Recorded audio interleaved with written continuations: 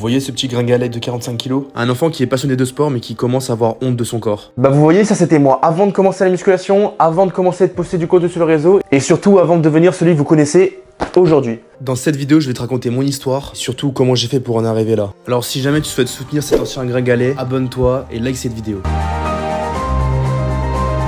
Faut savoir que j'ai toujours été un grand sportif entre le basket l'hiver, la natation de l'été. J'avais toujours besoin d'une activité physique pour me dépenser. J'avais surtout besoin d'un styliste parce que là vraiment au niveau style c'était pas trop ça. Carrément vous me prenez, vous me mettez là, je passe inaperçu.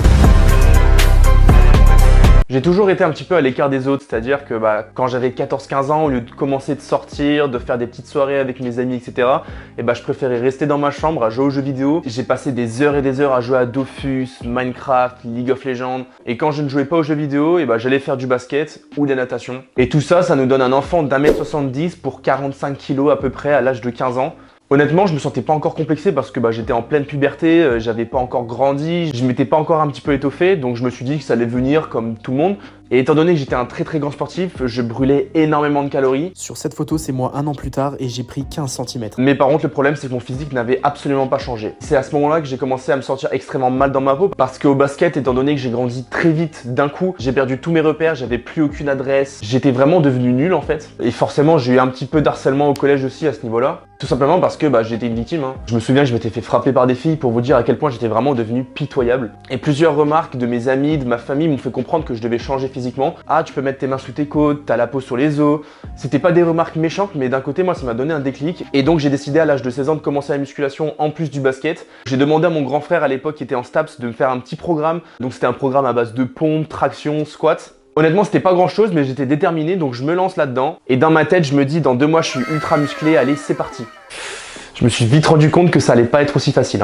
Il faut savoir que j'avais un métabolisme extrêmement rapide, ce qui faisait que je pouvais manger n'importe quoi, je ne prenais pas un seul gramme sur la balance. Tout simplement parce que j'avais une énorme activité physique, donc je brûlais énormément de calories tous les jours.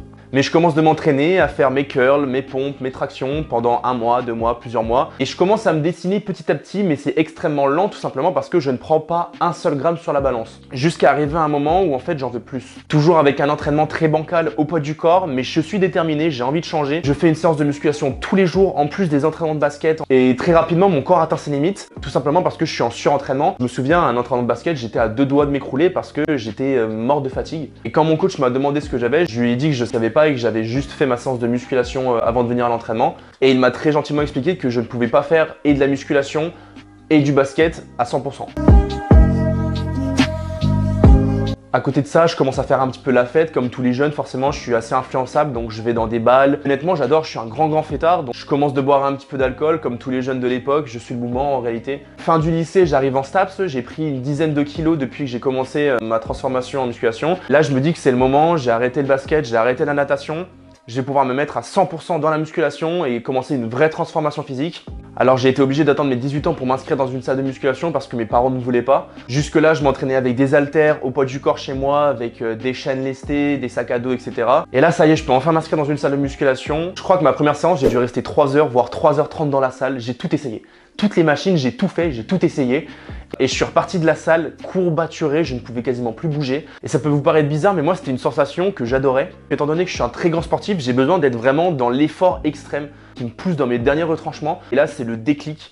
Très rapidement, je découvre une passion pour la musculation. Et pour tout ce qui tourne autour de la musculation, le bodybuilding, le Covid arrive. Et personnellement, moi, au lieu d'abandonner comme beaucoup de personnes l'ont fait, je me suis dit que je vais continuer, me donner à 100% pour vraiment réussir ma transformation et me sentir mieux dans ma peau. Alors j'ai commencé de m'entraîner de plus en plus dur, chez moi, avec des haltères, je faisais du développé couché par terre, je faisais des squats avec une serviette sur le dos.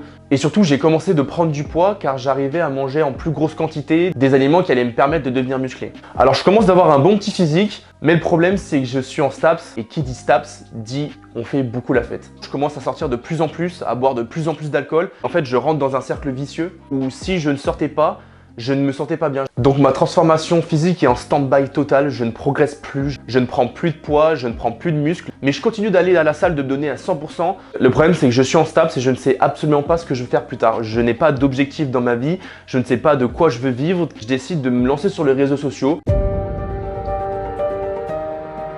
Donc je commence avec des vidéos d'humour. Petit à petit, je commence à faire de plus en plus de vidéos axées sur la musculation. Et j'ai pas eu la chance d'avoir un buzz phénoménal et d'avoir une montée d'abonnés d'un coup. Mais je commence de me faire une petite communauté petit à petit. Et je commence à prendre de plus en plus de plaisir à poster du contenu sur les réseaux, à avoir des retours de mes abonnés et de motiver des personnes à travers mes vidéos. Et dans ce délai, je commence ma vraie première prise de masse avec un entraînement millimétré. J'ai qu'un seul objectif, c'est de devenir énorme. Alors je continue les réseaux sociaux. Je me fixe un objectif un peu fou d'avoir 10 000 abonnés sur Instagram. Très rapidement, je commence à prendre énormément d'abonnés sur Instagram et sur TikTok. Sur TikTok, on monte à plus de 25 000 abonnés et sur Instagram à 15 000 abonnés. J'ai de plus en plus de retours. Les abonnés m'encouragent, ils me remercient pour le soutien, pour la motivation que je leur apporte. Et moi, je prends un réel plaisir à poster de plus en plus de contenu sur les réseaux afin de les inspirer, afin de les motiver à aller s'entraîner et à avoir une transformation physique.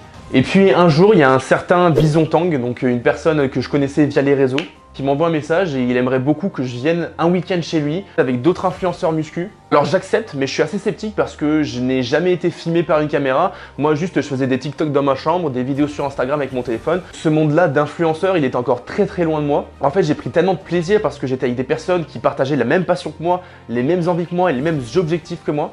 Et à partir de ce moment, je me suis dit Théo, tu vas essayer de vivre de cette passion. J'avais fait ma première sèche où j'étais descendu à 79 kg. J'étais vraiment écorché avec les trapèzes striés, etc. Je me lance dans une prépa pour une compétition de bodybuilding. Jet calibré, millimétré, entraînement calibré et millimétré. Et là, j'explose littéralement. Honnêtement, j'ai voulu 5 fois plus vite qu'habituellement. Entre temps, je me fais démarcher par mon sponsor actuel qui est MyProtein. Il décide de me faire confiance. C'est une première grande étape pour moi d'avoir une marque qui me sponsorise. Et surtout, ça rassure mes parents pour qui les réseaux, c'était vraiment pas un moyen de gagner sa vie. Et puis arrive mai-juin 2023 et je suis blessé. Et malheureusement, je suis blessé, j'ai un gros problème au niveau de la colonne vertébrale. J'ai une sciatique et une hernie discale. Donc je ne peux plus travailler mes jambes.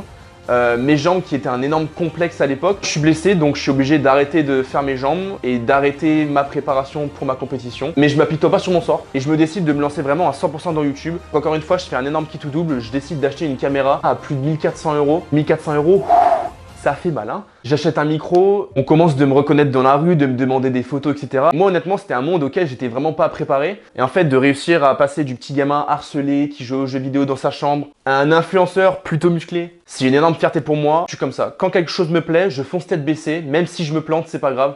Je fonce tête baissée. Et du moment où je prends du plaisir, c'est l'essentiel. Et même si ça marche pas, au moins j'aurais aucun regret. J'aurais vécu la vie que j'aurais aimé vivre. Donc si jamais tu penses que tu n'as pas le potentiel pour faire une transformation physique et que tu n'y arriveras pas, c'est totalement faux. Voilà, c'était mon histoire, j'espère qu'elle... Attends, mais là, je viens de regarder 8 minutes de ta vidéo, tout ça pour ne pas savoir à quoi tu ressembles maintenant? T'es sérieux là?